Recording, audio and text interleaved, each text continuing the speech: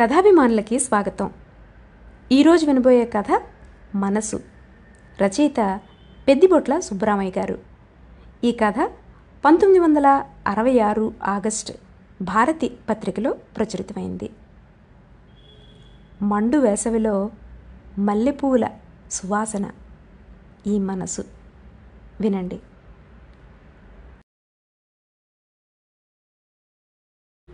అరవై ఏళ్ళు దాటి రిటైర్ అయిన తర్వాత బతికి ఉండడమే పెద్ద తప్పు అనుకున్నాను నేను చికాకుతో. ఆ ఫోటో ముందు కూర్చుని పగిలిపోయిన అద్దం పెంకులు నేరుతూ, పెద్ద అవసరం వచ్చిన వాళ్ళ కుర్చీ వేసుకుని మరీ పైకెక్కి దాన్ని కింద పడేసిన కుర్రవెధవ నా ప్రక్కనే కళ్ళు పెద్దవి చేసుకుని చూస్తూ నిలబడ్డాడు. గాజు పెంకులు నేరుతూ ఉండగా ఒక బ్లేడు వంటి గాజు ముక్క వేలికి గీసుకుపోయి నా చిరాకును సహస్రాధికం చేసింది. గారడీ చూస్తున్న వాళ్ళని నిలబడిన ఆ కుర్రవెధవను ఉద్దేశించి కోపంగా, "నువ్వు అవతలకు పోముందు" అని అరిచాను. వాడు బొత్తిగా భయభక్తులు లేని సొంట అనవసరంగా నవ్వుతూ నన్ను మరింత ఉడికిస్తూ లోపలికి వెళ్ళాడు. చాలా ఓపిగ్గా గాజు పెంకులేరి బయట పారపోసి ఆ ఫోటోను చేతిలో ఉంచుకుని వాలు కుర్చీలో కూలబడ్డాను. మనసంతా ఎవరి మీదో ఎందుకో తెలియని ఉక్రోషంతో కసితో నిండిపోయి ఉంది. నేను ఏళ్ల తరబడి పెద్ద పదవిలో టీవీగా దర్జాగా కాలం గడిపి సంవత్సరం క్రిందటనే రిటైర్ అయినాను. అంతకాలం మధ్యందిన మార్తాండుని వలె ఒక వెలుగు వెలిగాను. అయినా ఎప్పటికీ సూర్యుడిలా నడినెత్తినే ఉండిపోవడం సాధ్యం కాదు కదా. ఈ సూర్యుడు ఉద్యోగ విరమణ చేసి పెన్షన్ తీసుకోవాల్సి వచ్చింది. సరే, తప్పదు కాబట్టి సోమరిగా ఇంటి పట్టును కూర్చుండిపోయాను. కానీ నాకు మనశ్శాంతి లేదు. వారం రోజుల నుంచి ఈ వానరసేన వచ్చి పడింది. దాంతో మరీ చికాకు పడిపోతున్నాను. వానరసేన లోపల హడావిడి చేస్తున్నది. వాళ్ళు మొత్తం 6. అందరికన్నా పెద్దవాడు రాజు, మా పెద్దమ్మాయి కొడుకు. 5th వారం పరీక్షలు రాసి వాడు సెలవుల్లో ఇక్కడికి వచ్చాడు. జుట్టు మొహం మీద పడుతూ ఉండగా ఎప్పుడూ గంభీరంగా ఏదో ఆలోచిస్తూ ఉంటాడు. మొదట్లో ఏ వేదాంతిగానో తయారవుతాడని అనుకున్నాను. కానీ వాడు నా అంచనాలన్నీ తలక్రిందులు చేసి మెకానిక్గా తయారైనాడు. ఎప్పుడు ఎలక్ట్రిక్ బల్బులు తీసి మళ్ళీ పెట్టడం, ఫ్యూజులు పోతే వేయడం, వైర్తో ఏవేవో పనులు చేస్తూ ఉండడం, ఫ్యాన్లు రేడియోలు విప్పి మళ్ళీ బిగిస్తూ ఉండడం, ఇటువంటి పనుల్లో వాడు ఆరితేరినవాడు. మునుపెప్పుడో ఒకసారి సెలవులకు వచ్చి వాడు ఇక్కడే ఉండగా ఒకరోజు రాత్రి అందరూ భోజనాల ముందు కూర్చుని వెంటనే ఫ్యూజ్ పోయింది కాబోలు. లైట్లు టప్పున ఆరిపోయాయి. ఇల్లంతా అంధకారం అలుముకున్నది. అప్పుడు వాడు పెద్దగా, "ఎవరు కదలకండి, ఒక క్షణంలో అంతా సరిచేస్తాను" అంటూ తన పెట్టి దగ్గరికి వెళ్ళి టార్చ్ తీసుకుని పనిముట్లు తీసుకుని వెళ్ళి క్షణంలో లైట్లు వెలిగించాడు. అప్పుడు నా కొడుకు, కోడలు, నా 3వ కూతురు, మా ఆవిడ వాడిని తెగ మెచ్చుకుని ఒకటే మురిసిపోవడం. దాంతో వీడు గొప్ప వినయం నటిస్తూ, "మీరు నన్నంతగా పొగడకండి, నేను నా ధర్మం నెరవేర్చానంతే" అన్న ధోరణిలో మాట్లాడడము నాకు బొత్తిగా నచ్చలేదు. తేలిగ్గా చప్పరించి, "ఈ పనులకు బాగానే పనికొచ్చేట్టున్నావు. ఇంకే చదువు మానేసి స్క్రూ డ్రైవర్లు రెంచీలు పట్టుకుని ఇళ్ల వెంట తిరగడం మంచిది. మీ అమ్మకు నాన్నకు ఈ చదువు పేరుతో డబ్బు దండగెందుకు" అన్నాను. అలా అని వాడి మొహం వంక చూసి గతుక్కుమన్నాను. వాడు ఆ మాటలు విని కూడా పరమహంసలాగా చిరునవ్వు నవ్వుతూ కూర్చున్నాడు. పైగా మా ఆవిడ మనవణ్ణి వెనకేసుకుని వస్తూ, "చాలండి, ఏం మాటలండి మరీను. ఇవాళ అన్నాల వేళ చీకట్లో చిందులాడు తప్పించాడు బంగారు తండ్రి. వాడికి పనిముట్లు పట్టుకుని ఇంటింటికి తిరగవలసిన కర్మ పట్టలేదు. వాడు ఏ కలెక్టరో అయి తీరుతాడు. చదువులో మాత్రం వాడు వెనకపడ్డాడు అనుకుంటున్నారేమో. అల్లుడు నాతో చెప్పాడు, వీడే క్లాసులో అన్నింటా ఫస్టుట. పైగా ఇలా లైట్లు పోతే ప్రతిసారి ఎవరో వచ్చి బాగు చేసిపోయే వరకు గతి లేదు. ఒక్కోసారి పూటల తరబడి లైట్లు లేక బాధపడలేదు మనం. మళ్ళీ చూడబోతే ఇంట్లో అందరూ బిఏలు ఎంఏలు పాస్ అయి ఉద్యోగాలు చేస్తున్నారు. వెదవది, ఫ్యూజ్ పోతే వేసే దిక్కు లేదు" అంటూ పెద్ద దండకం చదివింది. వాడు ఆమెను పూర్తిగా మాట్లాడనిచ్చి, "నువ్వు ఊరుకో అమ్మమ్మ, తాతయ్య ఏదో అన్నాడే అనుకో, పెద్దవాడు, ఆయన అలా దీవిస్తేనే మంచిది" అన్నాడు. దానితో మిగిలిన వాళ్ళంతా విరగబడి నవ్వడం నాకు మతిపోయినంత పని అయింది. లోపల చరిత్రగతిని మార్చివేసే యుద్ధం వంటిదేదో జరుగుతున్నది. గబగబా లేచి వెళ్ళాను. ఒకరి మీద ఒకరు పడి దొర్లుకుంటూ రొప్పుతూ రోజుతూ పోట్లాడుకుంటున్నారు ఇద్దరు. ఆ ఇద్దరికి 7వ సంవత్సరం నడుస్తున్నది. ఒకడు మా అబ్బాయి రాజశేఖరం కొడుకు, మరొకడు మా పెద్దమ్మాయి రెండో కొడుకు. నేను ఇద్దరిని చెరో రెక్క పుచ్చుకుని విడదీసి, వెదవల్లారా ఎందుకలా కొట్టుకు చేస్తున్నారు అని అడిగాను. వారిలో ఒకడు నవ్వుతూ, ఊరికే తాతయ్య, వాడు కుస్తీ పడదాం రమ్మన్నాడు, సరేనన్నానంతే అన్నాడు. నాకు ఒళ్ళు మండిపోయింది. ఉక్రోషం కొద్దీ చెరొకటి అంటించి, పోండి గాడిదిల్లారా అంటూ మళ్ళీ హాల్లోకి వచ్చి కూలబడ్డాను. ఆ ఫోటో చేతిలోకి తీసుకున్నాను. అందులో మా కుటుంబం అంతా ఉంది. పిల్లలు మినహా మొత్తం 7. మా పెద్దబ్బాయి పెళ్ళినాటి ఫోటో అది. వాడి పేరు రాజశేఖరం. ఎంఈ పాస్ అయి ఇక్కడే పనిచేస్తున్నాడు ఇప్పుడు. వాడి భార్య హై స్కూల్లో టీచరు. ఆమె పేరు రమ. ఆమె అంటే నాకు చాలా అభిమానం. ఆ ప్రక్కనే ఉన్నది మా పెద్దమ్మాయి సుజాత. ఆమె భర్తతో సహా బిలాయిలో ఉంటున్నది. అప్పుడప్పుడు తప్ప తరచుగా ఇక్కడికి రాదు. ఆమె ప్రక్కనే 2 జడలు గుండెల మీదకి వేసుకుని ఉన్నది వనజ, మా రెండో కూతురు. ఆమె భర్త బెంగళూరులో కాలేజీ లెక్చరర్. ఆమె దగ్గర నుంచి 4 నెలల క్రిందట ఉత్తరం రాగానే మా ఆవిడ ఒకటే సంబరపడిపోతూ వెళ్ళింది అక్కడికి. కాన్పుకు పుట్టింటికి పంపవయ్యా అంటే అల్లుడు, ఇదేం మొదటి కాన్పు కనుకనా, ససేమిరా వీల్లేదన్నట్ట. అందుకని ఆమె నా మానాన్ని నన్ను వదిలేసి తను అక్కడే ఉండిపోయింది. పైగా అభిమానం అంతా ఒలకబోస్తూ 3 రోజులకు ఉత్తరం రాసి పడేస్తుంది. ఆరోగ్యం జాగ్రత్తగా చూసుకోమని నాకు, నన్ను జాగ్రత్తగా చూసుకోమని మిగిలిన వాళ్లకు హితబోధలు చేస్తుంది. మా 3వ అమ్మాయి ఫోటోలో మూతి చిత్రంగా పెట్టింది. బహుశా ఎవరినన్నా వెక్కిరిస్తున్నదేమో. ఆమెకింకా పెళ్లి కాలేదు. పెళ్లి సంగతి ఎత్తినప్పుడల్లా అందరినీ దులిపేస్తూ ఉంటుంది. ఆ ప్రసక్తి తెచ్చామో కర్మ కాలిందన్నమాటే. ఒక పెద్ద తుఫాను ఉప్పెన వచ్చి పడినట్లే. హక్కులు, స్వాతంత్ర్యం, కాళ్ళ మీద నిలబడ్డం, ఈ పదాలు 100లు వేలుగా ఆమె నోట్లోంచి నిజంగా ఉప్పెనలాగే వచ్చి మనల్ని ముంచెత్తి వేస్తాయి. కానీ దాని తెలివితేటలు నన్ను ఎల్లప్పుడూ ముగ్ధుణ్ణి చేస్తూ ఉంటాయి. అది ఈ ఏడుకే ఎంఏ పాస్ అయి స్థానిక స్త్రీల కళాశాలలో లెక్చరర్గా ఉంటున్నది.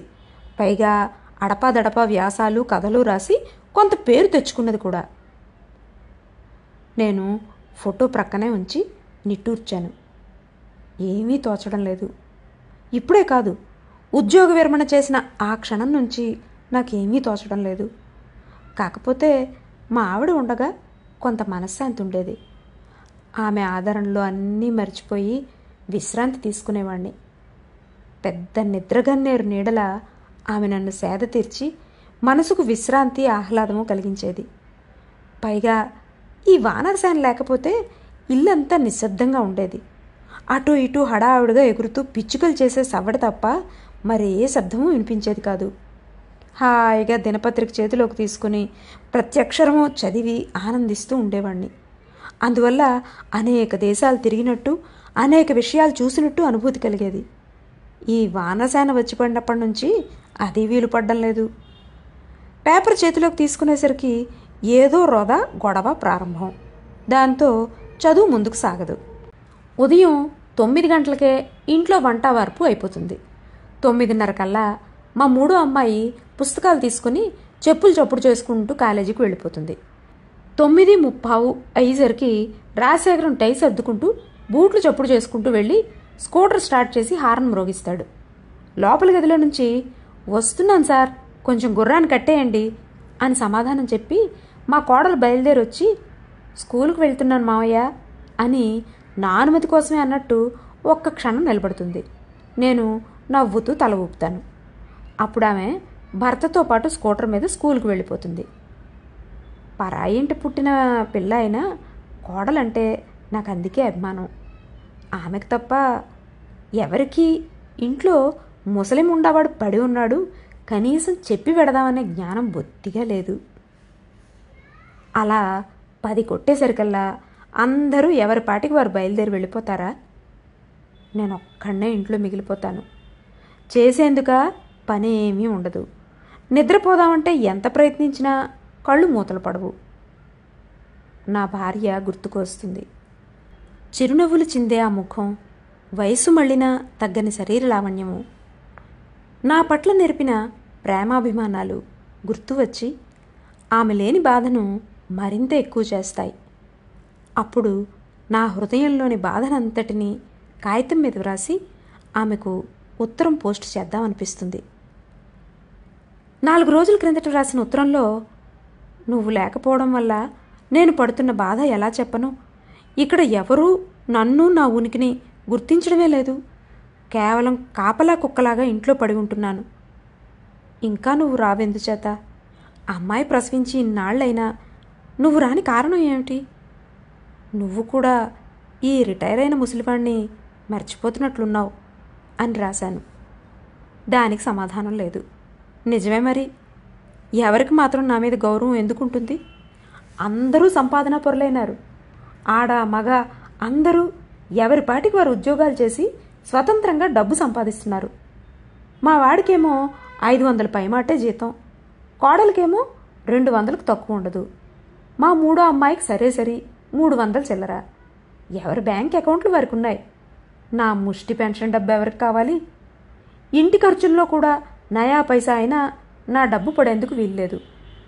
ఈ ప్రపంచంలో మనిషి మీద గౌరవాభిమానాలు డబ్బును బట్టే కొంతవరకు పుట్టుకుని వస్తూ ఉంటాయి. నేను ప్రతి నెలా పెన్షన్ తీసుకుని వచ్చే దోవలోనే బ్యాంకులో నా పేర జమకట్టి ఇంటికి వచ్చేస్తాను. ఎవరికైనా డబ్బు కావాల్సి వస్తుందేమో, నా 6,000 రూపాయల బ్యాలెన్స్లో నుంచి డ్రా చేసి షైన్ అవుదామని నాకు మహా కోరికగా ఉంది. కానీ ఆ అవకాశం రాందే ఏం చేయను? మొన్నటికి మొన్న ఏం జరిగిందనుకున్నారు? మా అమ్మాయితో బుద్ధి పొరపాటున గడ్డి తిని ఇలా అన్నాను, నీకు ఒక నెక్లెస్ చేయిద్దాం అనుకుంటున్నానే అమ్మడు నా డబ్బుతో. నా మాటలు విని అది చిత్రంగా చూసి, ఏమిటి నెక్లెసా? నాకా? ఇప్పుడా? గోల్డ్ కంట్రోల్ ఉందని తెలీదు? బంగారం కొనిపెట్టుకోవడం అంటే దేశద్రోహం అని అర్థం. నీకు ఆలోచన ఉంటే ఇంతటితో కట్టిపెట్టు అన్నది. దానితో నా నోట మాట రాలేదు. ఒకనాడు పెన్షన్ డబ్బు బ్యాంకులో జమ కొడుతూ ఉండగా ఒక ఆలోచన వచ్చింది. విత్డ్రాల్ ఫామ్ తీసుకుని పూర్తి చేసి సంతకం చేసి గుమస్తా చేతికి ఇచ్చాను. అతడు నన్ను బాగా ఎరిగినవాడు. ఒక్కసారిగా తలెత్తి చూసి 3,000 రూపాయలా అని అడిగాడు. నేను గొప్పగా నవ్వుతూ, అవునయ్యా, కావాల్సి వచ్చింది. ఇంట్లో కొన్ని అవసరాలు అనుకోకుండా వచ్చిపడ్డాయి అన్నాను. అతడు టోకెన్ ఇచ్చాడు. చాలా ఏళ్ల తర్వాత మొట్టమొదటిసారిగా డబ్బు తీసుకోవడం కోసం క్యాష్ క్యాబిన్ ముందు టోకెన్ చేతిలో ఉంచుకుని గర్వంతో నిలబడ్డాను. తర్వాత అంత డబ్బు తీసుకుని లాల్చీ జేబులో ఉంచుకుని అకౌంట్ బుక్తో ఇంటికి వచ్చి నిట్టూర్చి కుర్చీలో కూర్చున్నాను. అప్పుడు మా వాడు ఎక్కడికో వెళ్ళబోతున్నాడల్లే ఉంది. ముందు హాల్లోకి వచ్చాడు.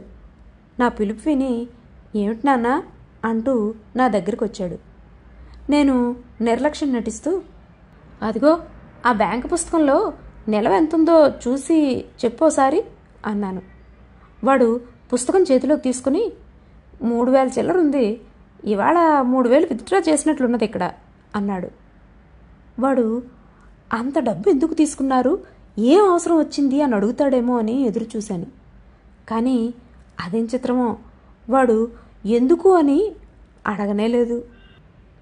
పైగా పుస్తకం అక్కడ పడేసి పోబోయాడు. నాకు ఉన్నట్టుండి చిరాకు పుట్టుకొచ్చింది. కోపంతో, అవును 3,000 తీసుకున్నాను, ఊరికే బజార్ను పోయేవాళ్ళని పిలిచి పంచి పెడదామని అనుకుంటున్నాను అని అరిచాను. నా కేకలు విని విచిత్రంగా చూసి భార్యను కేక వేసి పిలిచి, రమా, నాన్నగారికి ముందు కాఫీ ఇవ్వు, ఎందుకో చిరాగ్గా ఉన్నారు అని చెప్పి వెళ్ళిపోయాడు. అంతే. మర్నాడే ఆ 3,000 తీసుకుపోయి మళ్ళీ బ్యాంకులో జమకట్టి వచ్చాను. ఆ గుమస్తా నవ్వి అదోలా చూడగా, ఆ డబ్బుతో అవసరం లేకపోయింది అన్నాను. అతడు, అవును సార్, ఈ డబ్బుతో ఏం పని మీకు? మీ అబ్బాయి ప్రయోజకుడు, మంచివాడును. హాయిగా పెద్దతనంలో వాళ్ళు మిమ్మల్ని సుఖపెడుతున్నారు. మావాడు ఉన్నాడు, బీఎస్సీ 3 సార్లు తప్పి కూర్చున్నాడు. ఇక పరీక్షకు కూడా వెళ్ళనంటున్నాడు. వెధవ స్నేహాలు, తిరుగుళ్ళు, ఇంకేం బాగుపడతాడు అంటూ తన సొద చెప్పుకుపోయాడు. అయ్యా, ఈ వానరసేన లోపల ఏదో కొంప ముంచింది మళ్ళీ. పరిగెత్తుకుంటూ లోపలికి వెళ్ళి శిలాప్రతిమలా నిలబడిపోయాను. అక్కడ ఒక ప్రక్క రాజు చాలా దీక్షతో గ్రామ్ఫోన్ బాగు చేస్తున్నాడు. ఏ భాగానికి ఆ భాగం విడదీసి నేల మీద పరిచిపెట్టాడు. వాడి తమ్ముళ్ళు ఇద్దరు మరో ప్రక్క కూర్చొని ఖరీదైన పుస్తకాల్లో బొమ్మలు చింపి ముక్కలు చేస్తున్నారు. మా రెండో అమ్మాయి సంతానం 5 ఏళ్ల పిల్లవాడు 7 ఏళ్ల పిల్లది కలిసి సబ్బు సగం అరగదీసి నీళ్లలో కలిపి ఏవో పుల్లలతో బుడగలు ఊత్తూ గదినంతటినీ వాటితో నింపే ప్రయత్నం చేస్తున్నారు. ఇందాక ఫోటో అద్దం పగలగొట్టిన కుర్రవెధవ లోపల నుంచి టూత్పేస్ట్ ట్యూబ్ తెచ్చి అంతా పిసికి నేలంతా ఖరాబు చేసి ఇంకేం మిగిలి ఉందా అని చూస్తున్నాడు. చెప్పొద్దు, నాకు అరికాలి మంట నెత్తికెక్కింది. కోపం పెట్టలేక ఒక్కొక్కళ్ళని లేవదీసి వీధిలోకి దింపి వచ్చాను. చివరకు రాజు చేయి పట్టుకుని లేవదీసి, నువ్వు కూడా పద వెధవా అన్నాను. వాడు నివిరిపోయి చూస్తూ, ఎక్కడికి తాతయ్యా అని అడుగుతూనే ఉన్నాడు. నేను అదేమీ వినిపించుకోకుండా వాడిని చేతుల్లో పనిముట్లతో సహా బరబరా ఈడ్చుకుపోతూ, పెద్దవాడివై ఉండి వాళ్ళు అంత రచ్చ చేస్తూ ఉంటే చూస్తూ కూర్చున్నందుకు ఇదే శిక్ష నీకు అంటూ వీధిలోకి తీసుకుపోయాను. ఆ తర్వాత వీధి తలుపు గడి వేసి పెద్దగా, పొండి వెధవల్లారా, ఎటైనా ఊరేగండి అని అరిచాను. ఒంటి మీద చొక్కా అయినా లేకుండా కేవలం లాగులతో ఏడుపు ముఖాలతో నిలబడ్డ 2 కుర్ర వెధవలను చూసినా నాకు జాలి కలగలేదు. ముందు హాల్లో కుర్చీలో కూర్చున్న నాకు రాజు వాళ్ళందరినీ సముదాయించి వెంట నడిపించుకుపోవడం కనిపించింది. కానీ ఆ కాసేపు నా మనసు రాయి చేసుకున్నాను. అలాగే కొంచెంసేపు కళ్ళు మూసుకుని పడుకున్నాను. లోపల ఏమీ సవ్వడలేదు. ఒక ఒంటరి పిచ్చుక ఏమిటో గొణుగుతున్నది. ప్రక్క ఇంట్లో రేడియోలో ఏదో పాట వినిపిస్తున్నది. దాదాపు 10 నిమిషాల తర్వాత మనసులో ప్రారంభమైన ఆరాటం క్రమంగా అధికమైంది. ఒంటి మీద చొక్కా కూడా లేని ఆ 2 కుర్రకుంకలు, ఆ చిన్నపిల్ల, దాని మెళ్ళలో గొలుసు గుర్తుకు రాగానే ఒక విధమైన భయం కలిగింది. వారు సెలవులకు ఆట విడుపుగా ప్రతి సంవత్సరం ఈ ఊరికి రావడం, ఇక్కడే సెలవులన్నీ గడిపి తిరిగి స్కూళ్ళు తెరిచే వేళకు వెళ్ళడం చాలా ఏళ్లుగా జరుగుతున్నది. నా చిరాకు కొద్దీ అలా చేశానే గాని పసివాళ్ళు కోపం తెచ్చుకొని తమ తల్లిదండ్రులతో జరిగినట్టు చెప్పివేసిన పక్షంలో ఇంకేమైనా ఉందా? అల్లుళ్లకు కూతుళ్లకు కోపం ముంచుకు రావచ్చు. అప్పుడు వారు, మేము పిల్లలకు సెలవులు కదా అని స్థలం మార్పు కోసం అది ముసలాం ప్రాధాయపడితే పంపించాం గాని మాకు బరువే కాదు, ఇక్కడ వారికి తిండికి బట్టకు లేకనూ కాదు, ఇలా చేశారు కాబట్టి ఇంక ఎప్పుడూ పిల్లల్ని పంపించాం, మేము రాము అని మంకుపట్టు పట్టవచ్చు. అబ్బో, ఆలోచించే కొద్దీ ఈ వ్యవహారం ముదిరి చాలా దూరం పోయేట్టుంది. నేను వెంటనే లేచి ఇంటి తలుపులకు తాళం వేసి చెప్పులు తొడుక్కొని వరండా మెట్లు దిగి ఆవరణ గేటు తలుపులు తీసుకుని రోడ్డు మీదకు వచ్చాను. బయట ఎండ మహా తీవ్రంగా ఉంది. సూర్యుడు క్రూరుడైన నియంత వలె సమస్త లోకాన్ని తన కోటి కిరణాలతో వేధిస్తున్నాడు. వెచ్చని గాలి వేగంగా వీస్తున్నది. పిల్లల జాడ కనుచూపు మేరలో కనిపించలేదు. ఈ వెధవలెట్టిపోయారో ఏమో, నాలో ఆదుర్త ఎక్కువైంది. ఈ రాజు గొప్ప ఆరిందేలాగా వాళ్ళని ఎటు తోలుకుపోయాడో ఏమో, వాడొక పొగరబోతు. వాళ్ళు సాధారణంగా అప్పుడప్పుడు ప్రక్క ఇళ్ల పిల్లలతో కలిసి ఆడుకుంటూ ఉండడం నాకు తెలుసు.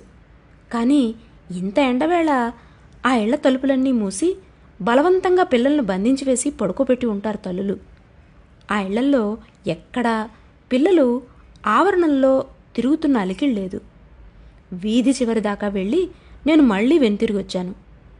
మనసులో ఆందోళన మరింత ఎక్కువైపోయింది. గుండెలు దడదళ్లాడాయి. కానీ ప్రహరీ తలుపు తీసుకుని లోపల ప్రవేశించి చూద్దును కదా, వాళ్ళు వరసగా సైజుల వారీగా ప్రహరీ గోడ నీళ్ళలో కూలబడున్నారు. ఫోటో అద్దం పగలగొట్టిన చిన్నవాడు, వీడి పేరు ఎప్పుడూ గుర్తే ఉండదు నాకు, నోట్లో వేలు వేసుకుని చీకుతూ కూర్చునున్నాడు. ఆ ప్రక్కన మరొకడు ఒంటిని చొక్కా లేనివాడు నా వంక కళ్ళు పెద్దవి చేసుకుని చూస్తున్నాడు. వాడి పక్కనే ఉన్న చిన్నపిల్ల నన్ను చూడనట్టు నటిస్తున్నది. మరొకడు చేతిలో బొమ్మతోనే బయటికి వచ్చాడు కావాలు.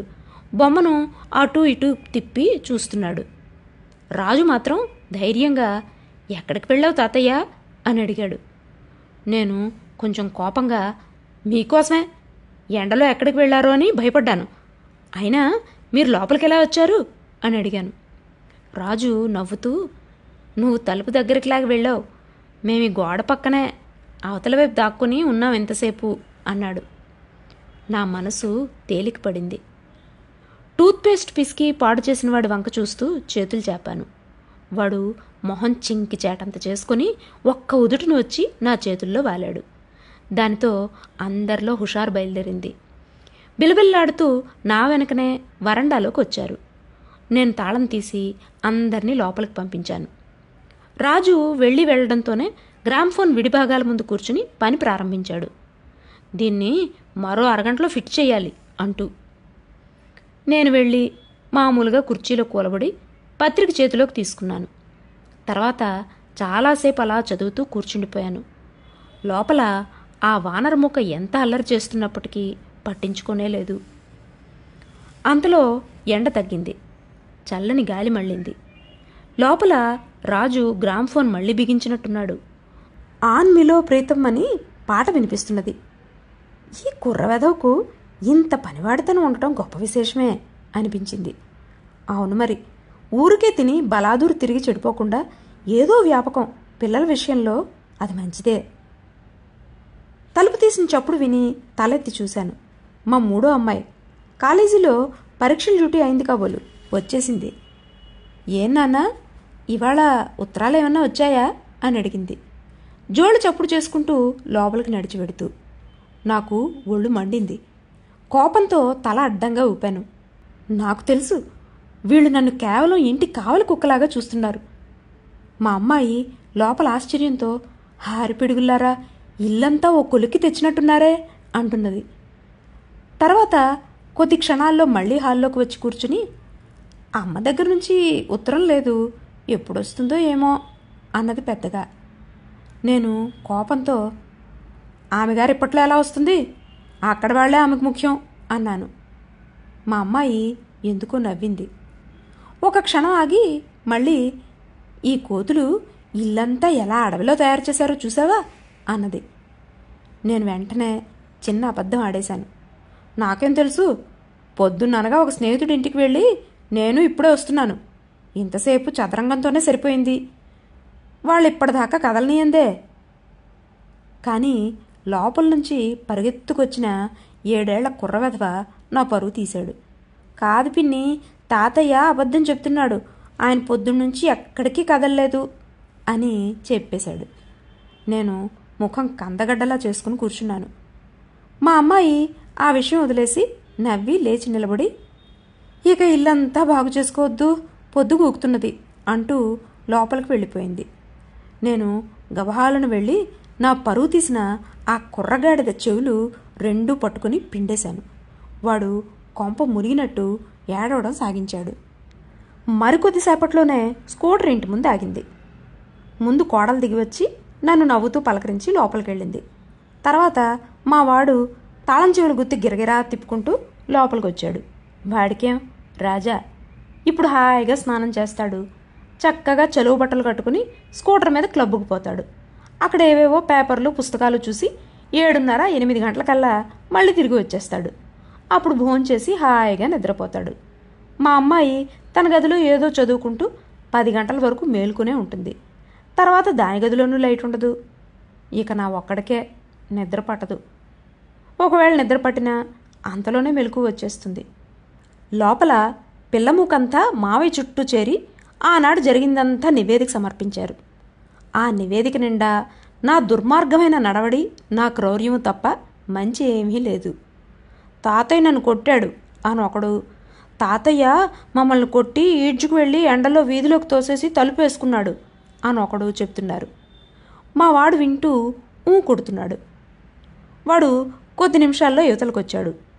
వాడు ఇంకా స్నానానికి సిద్ధం కాకపోవడం చూసి, ఇవాళ క్లబ్కు వెళ్ళవా ఏమిటి అని అడిగాను. వాడు కూర్చుంటూ, లేదు నాన్న, ఇవాళ స్టేషన్కి వెళ్ళాలి, ఒక స్నేహితుడు వస్తున్నాడు, మధ్యాహ్నం టెలిగ్రామ్ వచ్చింది అని చెప్పాడు. మళ్ళీ ఒక క్షణం ఆగి, పిల్లలు బాగా అల్లరి చేశారా ఏమిటి, వాళ్ళను కొట్టి ఎండలోకి తోసేసావుట అని అడిగాడు. నాకు కోపం ముంచుకొని వచ్చింది. అవును, వాళ్ళు ఏమీ చేయలేదు, అంతా బంగారు తండ్రుల్లాగా కూర్చున్నారు. నేనే దుర్మార్గుణ్ణి, కొట్టి ఎండలోకి తోసేశాను, సరేనా అని అరిచాను. మావాడు కొంచెం ఆశ్చర్యపోయి, అదేమిటి నాన్న అంత కోపం ఎందుకు అన్నాడు. నేను ఇంకా రెచ్చిపోయాను. అవునరా, నేను రిటైర్ అయిన ముసలాడిని, ఎవరికి పనికిరాని వాడిని, అందరూ ప్రయోజకులు కదూ, ఇక నా జోలీ సొంటి ప్రమేయం ఎవరికి కావాలి, ఇంటికి కావలి కాచే కుక్కలాగా వదిలిపెట్టిపోతారు, నేను ఇంటికి కావలి కాస్తూ పడుండాలి అని అరిచాను. మావాడు ఏమీ మాట్లాడకుండా వెళ్ళిపోయాడు. అసలు వాడి చిన్నతనంలో నేను వాడికి నేర్పిన మొదటి పాఠం ఇదే. కోపంగా ఉన్నవారితో మాట్లాడకు, వెంటనే తప్పుకో, వారి కోపం చల్లారిన తర్వాతనే నువ్వు మాట్లాడు అని. వాడు దాన్ని బాగా అలవాటు చేసుకున్నాడు. వాడు ఆ విధంగా నా ముందు నుంచి వెళ్ళిపోవడంతో నాకు గొప్ప చికాకు, బాధ కలిగాయి. చేతిలో ఉన్న పేపర్ కింద విసిరికొట్టి, ఇక ఈ ఇంట్లో అన్నం కూడా ముట్టను నేను, ఇంత అవమానం జరిగాక నాకేనా అభిమానం లేంది అంటూ వెళ్ళి పక్క గదిలో కూర్చున్నాను. నా వెనకనే ఎవరో ఒకరు లేక ఇంటిలిపాది వచ్చి బతిమిలాడి తీసుకుపోతారనే భరోసాతో అడుగుల చప్పుడు కోసం చెవులు రిక్కించుకుని వింటూ వాల్ కుర్చీలో కళ్ళు మూసుకుని కూర్చున్నాను. కానీ నాకు ఆశాభంగమైంది. ఎంతసేపటికి ఆ అడుగుల చప్పుడు వినపడలేదు సరికదా, వాకిట్లో స్కూటర్ కదిలి వెళ్ళిపోయిన చప్పుడు, లోపల పనులు చేసుకుంటూ వదినా మరదళ్ళు మాట్లాడుకుంటున్న మాటలు, రాజు వరుసగా పెడుతున్న గ్రామ్ఫోన్ రికార్డులు వినబడుతున్నాయి. పిల్లలందరి చేత వరుసగా స్నానాలు చేయించి సముదాయిస్తున్నది మా కోడలు. ఉండి ఉండి ఆమె మెత్తని కంఠస్వరం వినిపిస్తున్నది. అంతలోనే నాకు నిద్ర పట్టింది. నాకు మెలకువ వచ్చేసరికి గదిలో వెలుతురే లేదు. చీకట్లో ఒంటరిగా కూర్చుండిపోవలసి వచ్చినందుకు దుఃఖం పొంగి వచ్చింది. నా భార్య ఉంటే ఇలా నిరాదరణ పొందే దుర్గతి పట్టేది కాదు కదా అనిపించింది. కానీ లోపల గదిలో నాకు తెలియని వ్యవహారం ఏదో జరుగుతున్నది. విని వినగానే హాయినిచ్చే ఆ కంఠస్వరం ఉండి ఉండి వినిపిస్తున్నది. నా శరీరం హఠాత్తుగా పులకరించినట్లయింది. నెమ్మదిగా లేచి కిటికీలో నుంచి చూశాను. హాల్లో పెద్ద సభ జరుగుతున్నది. అందరి మధ్య నా భార్య కూర్చుని ఉన్నది. పిల్లకుంకలందరూ బెల్లం మీదకి ఈగలు ముసిరినట్టు ఆమె మీదకి ఎగబడుతున్నారు. ఆమె అందరినీ పేరు పేరున పలకరిస్తూ మా బాబే అని, మా అమ్మే అని సంబరపడిపోతున్నది. మావాడు, కోడలు, మా అమ్మాయి, రాజు అందరూ పెద్దగా మాట్లాడుతున్నారు. నేను మళ్ళీ వెళ్ళి ఆ చీకటి గదిలోనే ఆ కుర్చీలో అలాగే కూలబడి కళ్ళు మూసుకున్నాను. మనసు తేలిక పడినట్టు అనిపించిందే గాని పట్టుదల రోషం మాత్రం తగ్గలేదు.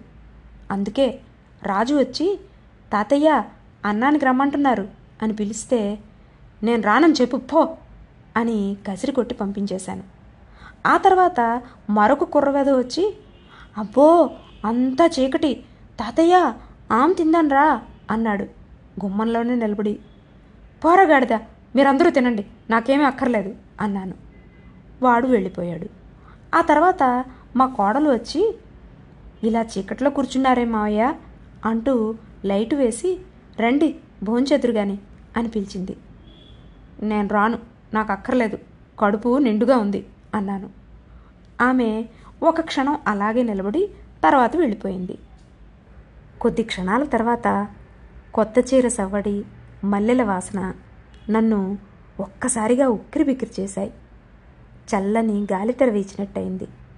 మరుక్షణంలో నా నుదుట చల్లని గాజులు చేయబడింది. ఒక్కసారిగా నిలువెల్లా పులకించిపోయాను. కళ్ళు తెరిచి చూశాను. నెలల తరబడి చాకరీ వల్లనూ ప్రయాణపు బడలిక వల్లనూ కొంచెం నీరసంగా కనిపిస్తున్నదామె. ముఖంలో అమృతప్రాయమైన చిరునవ్వు మాత్రం చెక్కు చెదరకుండా అలాగే ఉంది. ఒక చేత్తో నుదుటి పడుతున్న వెంట్రుకల్ని పైకి తోసుకుంటూ, లేవండి బాబు, భోజనాలు కానిచ్చేద్దాం అన్నది. నేను నాకేమీ అక్కర్లేదు అందాం అనుకున్నాను. కానీ ఆమె నాకు మరి కాస్త దగ్గరగా వచ్చి నా భుజం పట్టుకుని లేవదీసి, రండి, మీరు రాకపోతే కోడలు కూడా అన్నం మానేస్తుందట. పరాయి అమ్మ కన్నబిడ్డ, దాన్ని బాధపెట్టడం ఎందుకు అన్నది. నాకు కళ్ళల్లో నీళ్లు తిరిగాయి. ఆమె చేయి పట్టుకుని నడుస్తూ, నువ్వు వస్తున్నట్టు నాకు రాయకపోయావా? స్టేషన్ దగ్గరకు వచ్చేవాణ్ణిగా అన్నాను. ఆమె నవ్వుతూ, నాకేం తెలుసు, అల్లుడు టెలిగ్రామ్ ఇచ్చాడని చెబితే ఇంటికే ఇచ్చాడనుకున్నాను. ఆయన కాస్త బావమరిదికి టెలిగ్రామ్ ఇచ్చి వచ్చాడని నాకేం తెలుసు అన్నది. నేను కాళ్ళు కడుక్కొని వంట ఇంట్లోకి అడుగు పెట్టగానే అంతా నిశ్శబ్దంగా ఉంది. పిల్లలందరూ అప్పుడే అన్నాలు తిని హాల్లోకి వెళ్ళిపోయినట్టున్నారు. మావాడు ఒకవైపున గోడ కానుకుని కూర్చుని ఉన్నాడు. మా అమ్మాయి కోడలు చెరోవైపు కూర్చుని ఉన్నారు. నేను వెళ్ళగానే కంచం ముందు కూర్చుని మా కోడలి వంక తిరిగి, నువ్వు అన్నం మానేయడం ఎందుకు పిచ్చిపిల్ల, మంచిదానవే, అందరూ కానివ్వండి ఇక అన్నాను. తర్వాత మా వాడి వంక తిరిగి, ఎవరో స్నేహితుడు వస్తున్నాడని అబద్ధం చెప్పి వెళ్ళకపోతే నాకు నిజం చెప్పకపోయావురా అన్నాను. వాడు నవ్వి ఊరుకున్నాడే గాని ఏమీ మాట్లాడలేదు. నేను భోజనం ముగించి కబుర్లు ముగించి హాల్లోకి వచ్చేసరికి సరిగ్గా 9 కొట్టింది. పిల్లలందరూ అప్పటికే పరుపు మీద పడుకొని నిద్రపోతున్నారు. వాళ్ళ దగ్గర కొద్ది క్షణాలు కూర్చున్నాను. పిచ్చి వెధవలు పొద్దుటి నుంచి ఎంత అల్లరి చేశారు. మా కోడలు వచ్చి, మావయ్య, ఇటు వరండాలో మీకు మామూలుగా వేసే చోటన పక్క వేశాను, వెళ్ళి పడుకోండి అన్నది. నేను మా ఆవిడ వైపు చూశాను. ఆమె ఎవరూ చూడకుండా వస్తాను వెళ్ళమని నా వంక తిరిగి సైగ చేసింది. నేను హాయిగా గాలిలో తేలిపోతున్నట్టు అడుగులు వేస్తూ వరండాలోకి వెళ్ళాను. నా మంచం పక్కనే చాప ఒకటి వేరే పరిచుంది. నేను పక్క మీద వాలిపోయాను. చల్లని సముద్రపు గాలి తెరలు తెరలుగా వీస్తున్నది. నక్షత్రాలు నల్లని ఆకాశంలో మినుకు మినుకుమని వజ్రపు ముక్కల వలె మెరుస్తున్నాయి. రాత్రివేళల విహరించే ఏదో పేరు తెలియని పక్షి రివ్వున ఎగిరిపోతూ క్రీక్కుమని అరుస్తున్నది. నా ప్రక్కనే అడుగుల సవ్వడి, ఆ క్రొత్త చీర జరజర, ఆ సిగలోని మల్లెల సుగంధం, ఆ చల్లని ఆప్యాయత కురిపించే చూపులు, ఎండవేళ విశ్రాంతినిచ్చి సేద తీర్చే చల్లని గన్నేరు నీడ వంటి మంచి మనసు. నిద్రాదేవత కమ్మగా నవ్వుతూ మమ్మల్ని తన ఒడిలోకి తీసుకున్నది. ఆ అమృత పరిష్వంగంలో అలాగే కమ్మగా నిద్రపట్టింది.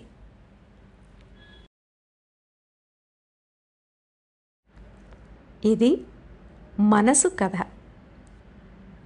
కథంతా ముగిసేసరికి మన పెదవులపై అప్రయత్నంగా ఓ చిరునవ్వు, మన మనసుని మల్లెపూల సువాసన చుట్టుముట్టేస్తాయి కదా. ఇది ఈసారికి. వచ్చేసారి మరో మంచి కథతో కలుద్దాం. అంతవరకు సెలవు. నమస్కారం.